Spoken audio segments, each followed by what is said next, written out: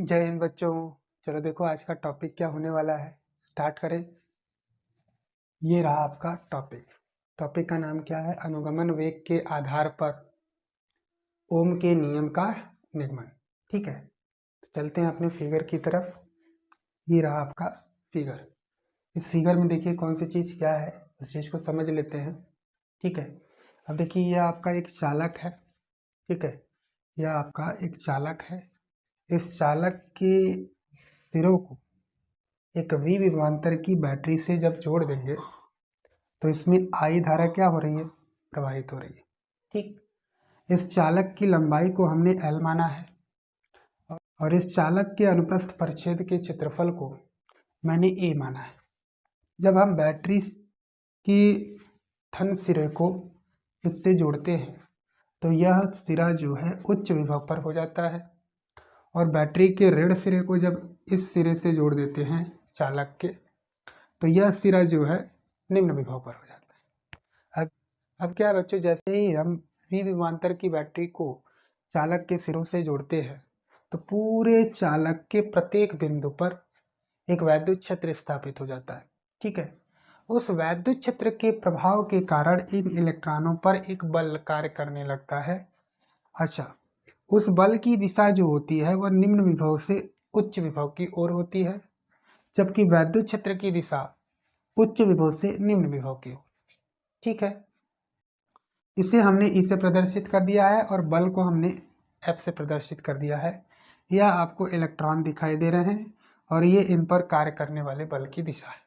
अब बच्चों, इस चालक के प्रत्येक बिंदु पर एक वैद्युत क्षेत्र जो स्थापित हुआ है ई, इसका मान क्या है? चलिए उसको देखते हैं। अब देखिए ई बराबर आपका क्या होता है? We by L. सर ये कैसे लिख दिया? ई बराबर वी बाई एल हम लोग जानते हैं कि देखिए इन सिरों के बीच का जो विभवांतर है वो वी है और इन सिरों के बीच की जो दूरी है वो एल है।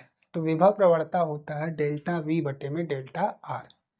माइनस में होता है तो हम यहाँ पर क्या ले रहे हैं? सिर्फ परिमाण की बात कर रहे हैं। तो वी बाई एल हो गया। वैद्युत क्षेत्र आपका ये होगा। ठीक, समीकरण नंबर 1 में। अब इन इलेक्ट्रॉनों पर जो बल कार्य कर रहा है उस बल का मान कितना होगा? तो बल बराबर होता है F बराबर Q इंटू ई। चूंकि मैं एक इलेक्ट्रॉन की बात कर रहा हूं तो एक इलेक्ट्रॉन पर जो आवेश होगा वह होगा आपका E और इंटू ई। ध्यान दीजिएगा हम यहाँ पर किसकी बात कर रहे हैं? सिर्फ परिमाण की। तो बच्चों इलेक्ट्रॉनों पर जो बल कार्य करेगा वह F बराबर E इंटू ई। ठीक, अब यहाँ पर E का मान ऊपर से अगर हम रखें समीकरण 1 से तो E V बाई L हो जाएगा। ठीक है, यह हुआ आपका समीकरण नंबर 2। यानी यही जो है बल कार्य करेगा इलेक्ट्रॉनों पर। कितना? E V by L। ठीक, अच्छा, अब हम न्यूटन का जो दूसरा नियम है वह क्या है? F बराबर ma। क्योंकि बच्चों बल कहाँ कार्य कर रहा है? इलेक्ट्रॉनों पर। तो द्रव्यमान भी हम किसका लेंगे? आपका इलेक्ट्रॉनों का। तो यहाँ से F बराबर m इंटू ए। यहाँ पर m मैंने किसका लिखा हुआ है? क्योंकि मैं बल किस पर कार्य कर रहा है बच्चों? इलेक्ट्रॉनों पर। तो यहाँ पर हम जो m लिखेंगे वो किसका लिखेंगे? इलेक्ट्रॉनों का। तो F बराबर आपका हो गया m इंटू ए। यह आपका समीकरण नंबर 3 हो गया। ध्यान दीजिए, यह भी बल है और यह भी बल है। यह भी बल इलेक्ट्रॉनों पर ही लग रहा है और यह भी बल कहाँ लग रहा है? इलेक्ट्रॉनों पर। यह बल और यह बल दोनों क्या होगा? बराबर होगा। तो यहाँ से एम ए बराबर ई वी बाई एल हो जाएगा। अब बच्चों यहाँ पर ए आपका क्या है? तो इलेक्ट्रॉनों पर कार्यरत त्वरण है। ठीक है ना?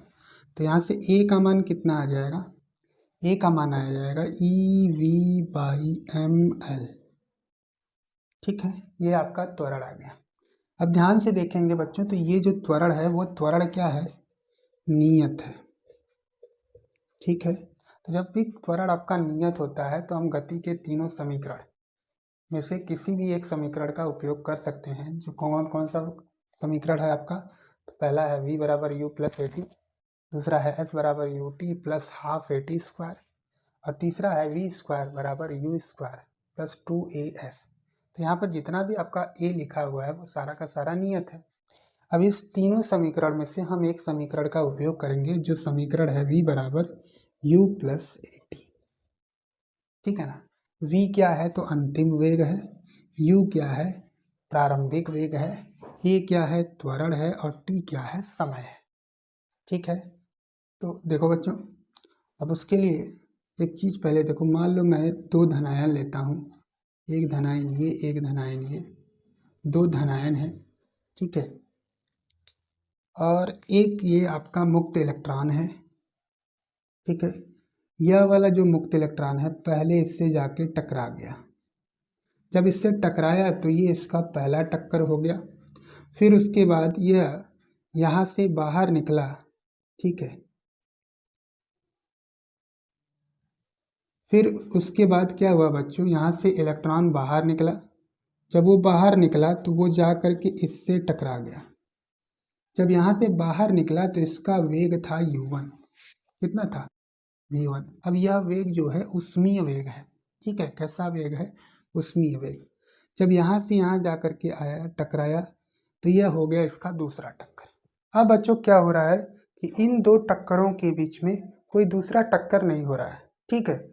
तो जब यहाँ से यहाँ इलेक्ट्रॉन चलेगा तो उसका वेग लगातार क्या होगा, बढ़ता जाएगा। क्यों बढ़ रहा है, क्योंकि यह बल उस पर कार्य कर रहा है। ठीक है। यह त्वरण इस पर कार्य कर रहा है। ठीक है। इस त्वरण के कारण उसका वेग लगातार क्या होता जाएगा, बढ़ता जाएगा। ठीक है। जब तक इससे टकराएगा नहीं उसके पहले तक उसका वेग क्या होता जाएगा, बढ़ता जाएगा। अब मैं एक इलेक्ट्रॉन की अगर बात करता हूँ तो उस इलेक्ट्रॉन का जो वेग होगा वो v1 होगा, जस्ट इससे टकराने से पहले। और मान लेते हैं कि यहाँ से यहाँ तक आने में जो इलेक्ट्रॉन को समय लगा है वो लगा है τ1। कितना लगा है, τ1। तो अब बस वही जो गति का पहला समीकरण है उसका उपयोग करिए। v बराबर होता है u प्लस at। ठीक है। तो यहाँ पर मैं पहले इलेक्ट्रॉन के लिए लिख रहा हूँ तो लिखूंगा v1 बराबर u1 प्लस a τ1। ठीक। अब बच्चों अब दूसरे इलेक्ट्रॉन की अगर हम बात करें तो उसके लिए क्या लिखूंगा, v2 is equal to u2 plus a τ2। इसी तरीके से तीसरे के लिए लिख सकता हूँ v3 equal to u3 plus a τ3। इसी तरीके से अगर n इलेक्ट्रॉन है कुल इस चालक के अंदर, कुल अगर n इलेक्ट्रॉन है तो nवें इलेक्ट्रॉन का वेग मैं लिखूंगा vn बराबर un प्लस a τn। ठीक है। इस तरीके से मैंने n इलेक्ट्रॉनों का वेग लिखा। अब हम ये जानते हैं कि ये जो वेग है v1 v2 v3 कि बच्चों सभी n इलेक्ट्रॉनों के वेग का अगर हम औसत ले लें तो उसी को बोला जाता है अनुगमन वेग। ठीक है। तो ये रहा आपका v1 v2 v3 n इलेक्ट्रॉनों के वेग। अब हम क्या करने जा रहे हैं, इनका औसत लेने जा रहे हैं। तो औसत लेंगे तो हमको क्या मिलेगा, अनुगमन वेग। ठीक है। तो अनुगमन वेग पहले निकाल लेते हैं। कितना आएगा, vd बराबर, देखिए v1 plus V two plus v3, v1 plus v2 plus v3 plus dot dot vn divided by क्या हो जाएगा, n इलेक्ट्रॉन है तो n से डिवाइड कर दीजिए। ठीक है। अब देखिए यहाँ पर आपको vd निकालना है तो ऊपर इधर से मिटा देता हूँ।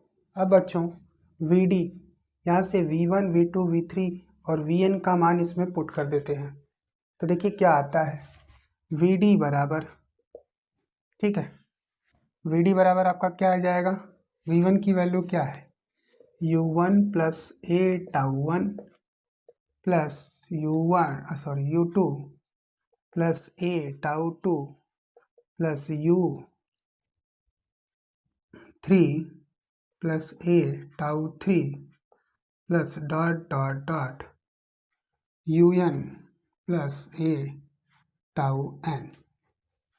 अब बटे में क्या कर दूं मैं, n। ठीक है ना। यहाँ पर v1 v2 v3 का मान रखा, बटे में n है तो बटे में n कर दिया। ठीक। अब आगे देखिए, यहाँ से u1 plus u2 plus u3 plus dot dot plus un बटे में क्या कर दूं, n, अलग अलग कर दिया, यहाँ यहाँ यहाँ और यहाँ, इसको सारे को एक जगह ले आया और बटे में क्या कर दिया, n। फिर प्लस का चिन्ह लगाया। अब देखिए यहाँ भी a है, यहाँ भी a है, यहाँ भी a है, यहाँ भी a है, तो सभी जगह से मैं a को क्या करता हूँ, कॉमन निकाल लेता हूँ और यहाँ पर बचेगा τ1 plus τ2 plus τ3 plus dot dot τ3 τn। ठीक, बटे में क्या कर दूँ, n। अच्छा, ये जो बच्चों लिखा हुआ है, ये लिखा हुआ है औसत ऊष्मीय वेग, यानी n इलेक्ट्रॉनों का औसत ऊष्मीय वेग होता है और यह वैल्यू क्या होती है, 0। यह वैल्यू क्या होती है, 0। तो Vd बराबर यहाँ से 0। अब देखिए ये क्या लिखा है, सभी टक्करों में जो समय लग रहा है उनका औसत लिया गया है ना, दो क्रमागत टक्करों के बीच में लगा जो समय अंतराल है उसका औसत है।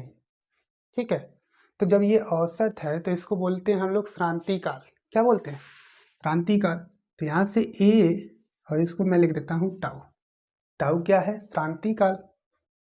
अब बच्चों a का मान देखो यहाँ पर लिखा हुआ है, इस a का मान यहाँ पर रख देते हैं। Vd बराबर क्या हो जाएगा, EV बाई ml और इंटू टाउ। ठीक है, EV by ml into tau. ठीक, इस तरीके से Vd का मान आ गया। यह आपका क्या है, तो अनुगमन वेग है। क्या है, अनुगमन वेग। अब बच्चों हम लोग जानते हैं धारा और अनुगमन वेग में संबंध। इसमें धारा प्रवाहित हो रही है I, तो धारा और अनुगमन वेग में जो संबंध होता है वो होता है NeAVD। क्या होता है, N क्या है, तो एकांक आयतन में इलेक्ट्रॉनों की संख्या है। E क्या है, तो E एक इलेक्ट्रॉन पर आवेश है।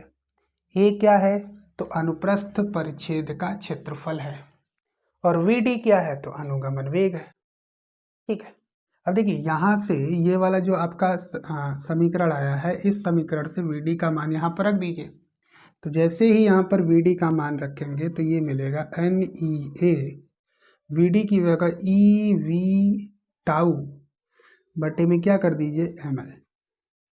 ठीक है, अब यहाँ से E तो ये हो जाएगा NE स्क्वायर A, ठीक है, टाउ इंटू V बटे में क्या हो जाएगा, ml। ठीक, इस तरीके से आपका ये हो गया। यहाँ से देखो बच्चों क्या हो जाएगा, V बाई आई की बात करेंगे तो आ जाएगा m बटे में NE स्क्वायर टाउ और आपका हो जाएगा L बाई A। ठीक बच्चों, तो अब किसी निश्चित ताप दाब के लिए दिए गए चालक के लिए इसका मान क्या होता है बच्चों, नियत होता है। ये पूरी वैल्यू क्या है, नियत है। कैसे, तो देखिए m क्या है, इलेक्ट्रॉन का द्रव्यमान है। क्या है, n क्या है, तो n प्रति एकांक आयतन में इलेक्ट्रॉन की संख्या है। ठीक है, और ये फिक्स होता है, हर एक धातु के लिए फिक्स होता है। जैसे सोडियम लूंगा तो उसके लिए फिक्स होगा, एल्युमिनियम लेता हूँ तो उसके लिए फिक्स। ई क्या है, तो आवेश है एक इलेक्ट्रॉन पर। इस आवेश का मान भी क्या होता है, फिक्स होता है, आप भी जानते हैं।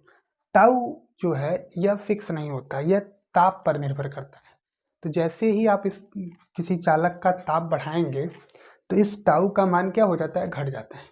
टाउ का मान घट जैसे जाता है, तो जैसे मान लीजिए यह आपका एक धनायन है और यह एक मुक्त इलेक्ट्रॉन है। ठीक है, अब जैसे ही आप ताप बढ़ाएंगे तो इन मुक्त इलेक्ट्रॉनों का वेग बढ़ जाता है और इन मुक्त इलेक्ट्रॉनों का जब वेग बढ़ेगा तो यहाँ से यहाँ वो जल्दी पहुँचेगा, मतलब समय कम लगेगा। वही इससे आ है यहाँ पर कि टाउ का मान क्या हो जाता है, घट जाता है। यानी ताप बढ़ाएंगे तो मुक्त इलेक्ट्रॉनों का वेग बढ़ जाएगा, वेग बढ़ने से श्रांति काल का मान क्या हो जाएगा, कम हो जाएगा। ठीक है, अब देखिए यहाँ पर आपका एक चीज़ लिखा हुआ है L बाई A, तो वहाँ पर जो दाब शब्द लिखा गया है, दाब, इसी फैक्टर को प्रदर्शित कर रहा है कि दाब भी क्या होना चाहिए, नियत। यानी ताप नियत होगा तो क्या हो जाएगा, टाउ कांस्टेंट हो जाएगा ना, किसी भी चालक का अगर हम ताप नियत कर दें तो उसका टाउ यानी क्रांतिकाल क्या हो जाएगा, नियत हो जाएगा। और दाब नियत कर दें तो उसकी लंबाई और जो क्षेत्रफल है वह भी क्या हो जाएगा, नियत हो जाएगा। तो इस प्रकार से निश्चित ताप और दाब के लिए किसी चालक की बात करेंगे तो ये वैल्यू पूरी क्या होती है, नियत होती है। और यही क्या होता है, ओम का नियम, यानी यह पूरी वैल्यू क्या है, नियतांक है। क्या है, नियतांक है। इसे आर से प्रदर्शित करते हैं, क्या नाम देते हैं, तो वैद्युत प्रतिरोध। ठीक है, यही आपका ओम का नियम है। ठीक है बच्चों, तो एग्जाम में कैसे लिखना है इस चीज को देख लीजिए।